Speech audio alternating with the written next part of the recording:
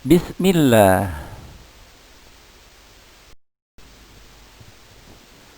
Assalamualaikum warahmatullahi wabarakatuh.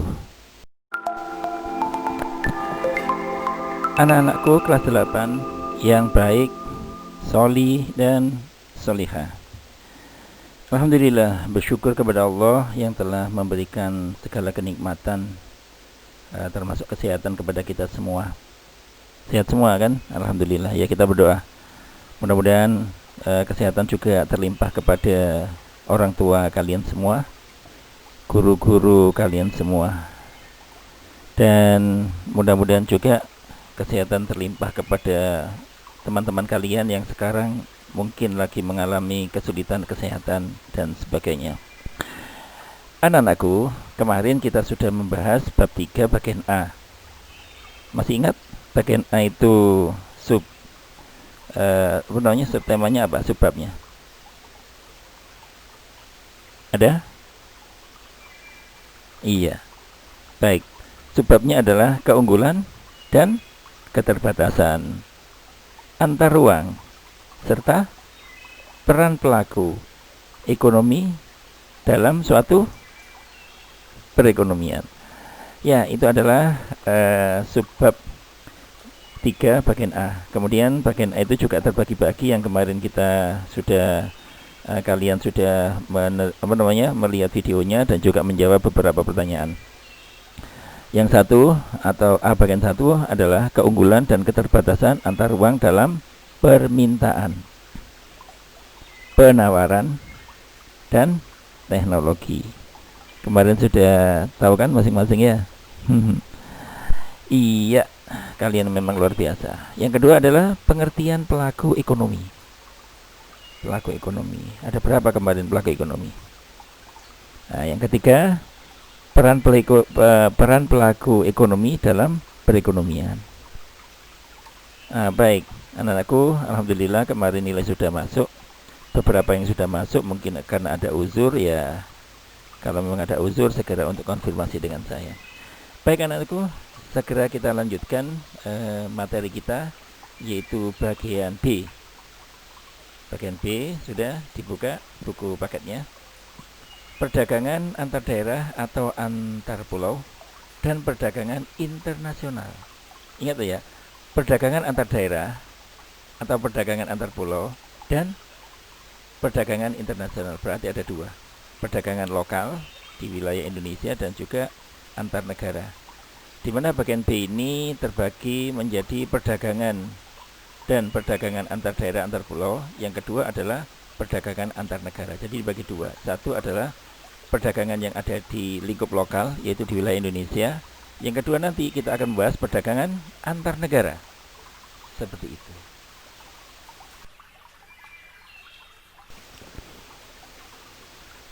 Baik, anak-anakku, insya Allah siap menyimak ya.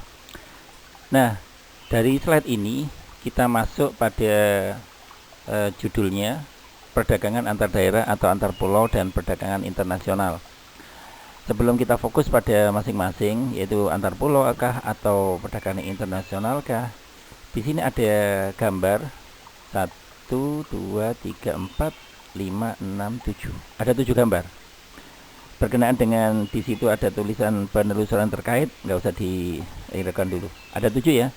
Kalau kita mulai dari sebelah kiri atas, kemudian arah ke kanan, kemudian arah ke bawah, kemudian arah ke kiri. Nah, arah ke kiri ini jalanan yang lagi rusak.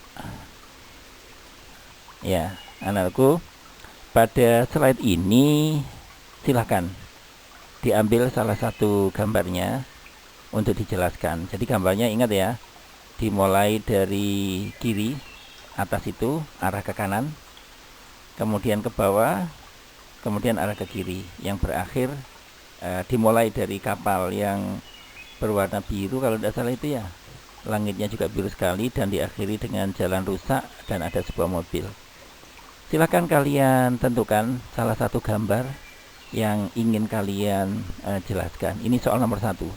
Jadi nomor 1 soalnya adalah silahkan pilih salah satu gambar yang ada di slide 2 ini dan silahkan dijelaskan. Ya, dijelaskan di buku tulis. Jadi siapkan buku tulis, kemudian silahkan dijelaskan. Kalian misalnya mengambil gambar nomor 1. Nah, nomor 2, nomor 3. Tetap penjelasannya ada keterkaitan dengan perdagangan ya. Oke, baik.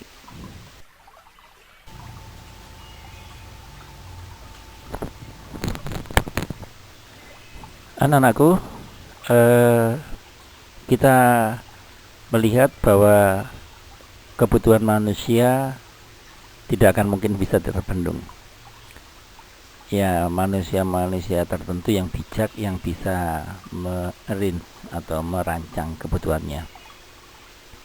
Sehingga persebaran manusia yang ada di Indonesia yang terbagi menjadi pulau-pulau itu juga akan terjadi sebuah kebutuhan di antara mereka.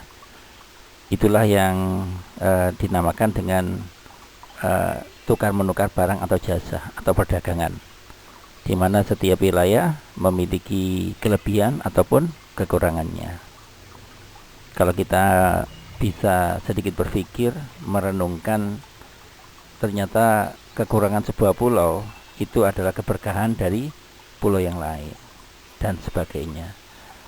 Sehingga akan salah kalau kita selalu menyatakan bahwa ketidaksempurnaan penciptaan oleh Tuhan Yang Maha Esa atau Allah SWT. Pasti sempurna. Nah, anak-anakku, di dalam perdagangan antar daerah, ini soal nomor 2 ya. Untuk soal nomor 2, soal nomor 2, tolong ceritakan proses terjadinya perdagangan antar daerah, antar pulau. Kalian bisa mengambil sampel sebuah pulau, itu oke, no problem. Jadi ceritakan proses terjadinya perdagangan antar pulau, itu nomor 2. Kemudian untuk nomor 3, perdagangan itu pasti punya tujuan. Pasti punya tujuan. Kenapa melakukan kegiatan perdagangan itu? Nah, coba kamu tuliskan. Apa sih tujuan masyarakat melakukan perdagangan antar daerah atau antar pulau? Satu titik terang bahwa manusia melakukan kegiatan itu pasti ada hal yang diinginkan, yaitu ada nilai manfaat. Kembali lagi, di dalam perdagangan antar daerah antar pulau pasti juga ada manfaatnya. Itu berarti soal nomor berapa? Soal nomor 4. Ya, nomor 2 tadi adalah menceritakan, nomor 3 adalah tujuan, nomor 4 adalah manfaat dari perdagangan antar pulau.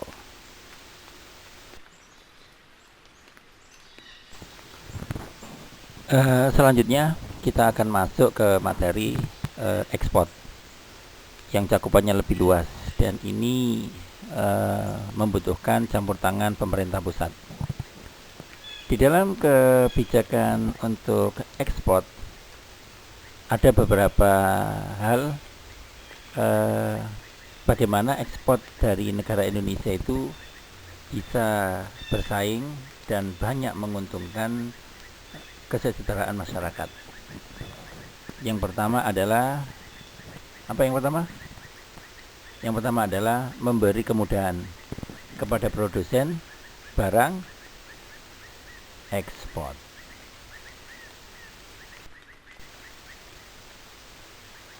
Maksudnya di sini adalah maksudnya memberi kemudahan kepada produsen barang ekspor adalah kemudian tidak hanya membawa keluar, tapi kemudian berkenaan dengan administrasi ataupun permodalan.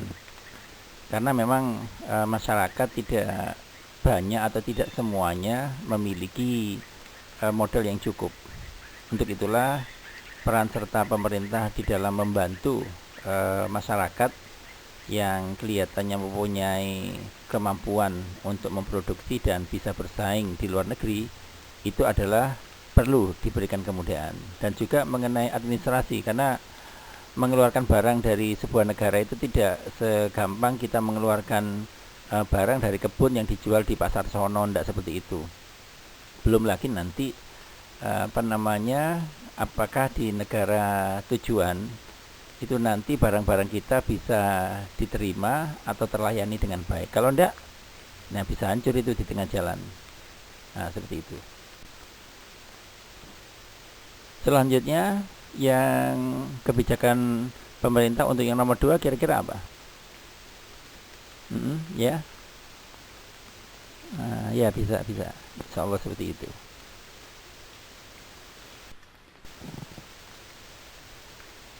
Yang nomor 2 adalah menjaga kestabilan nilai tukar rupiah. Kestabilan berarti pernah tidak stabil. Iya, pernah. Jadi memang di dalam dunia perekonomian berkenaan dengan nilai tukar mata uang itu banyak hal yang nanti kalian akan mempelajari saat kalian sudah mahasiswa. Tidak stabil. Kadang-kadang harga komputer yang distandarkan dengan dolar kadang-kadang 3,5 juta bisa dapat, tapi suatu ketika saatnya nilai tukar rupiah turun, jangankan 3,5 juta, 4 juta, 5 juta pun belum dapat. Nah, kenapa hal seperti itu? Insya Allah nanti itu yang akan kalian kerjakan atau kalian jawab pada soal selanjutnya ini nanti. Anak-anakku, kebijakan pemerintah untuk mendorong ekspor yang ketiga adalah apa? Iya, yang nomor 3. Iya, benar. Membuat perjanjian dagang internasional. Jadi tidak bisa kita seenaknya mengeluarkan barang masuk ke negara yang kita tuju. Sebelumnya harus ada pembicaraan antar negara, kemudian dilanjutkan dengan menteri-menteri yang berkepentingan berkenaan dengan ekspor, berkenaan dengan ekonomi. Setelah itu baru dibuatkan deal, dan mereka yang ingin mengimport itu juga akan datang ke Indonesia, akan melihat seberapa kualitas produk-produknya. Kalau memang dirasa deal, dibuat perjanjian MOU untuk pemesanan dan pengiriman. Nah, seperti itu. Jadi tidak bisa semena-mena langsung kita mengirimkan barang ke sebuah negara.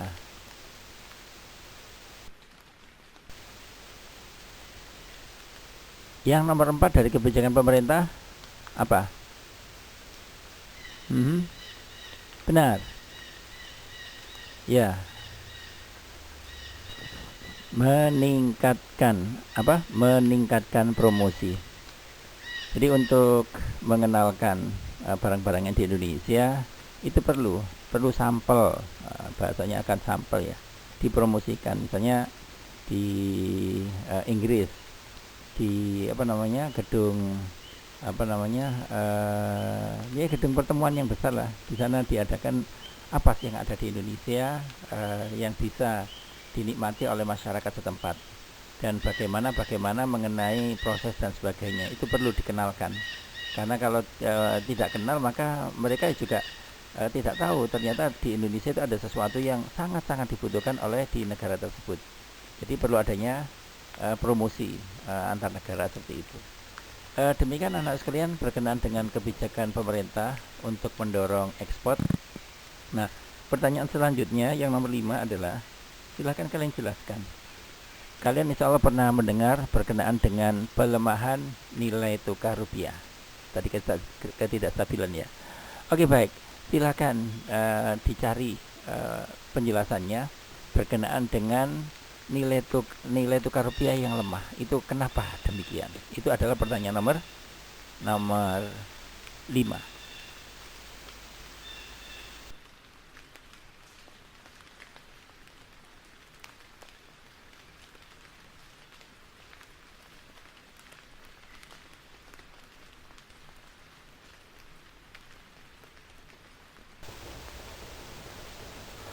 Demikian materi bab 3 bagian B, anak-anak sekalian, dan mudah-mudahan materi ini ada keberkahan, ada sebuah ilmu yang bisa kalian petik dan pengalaman hidup dari keterangan atau penjelasan yang di atas.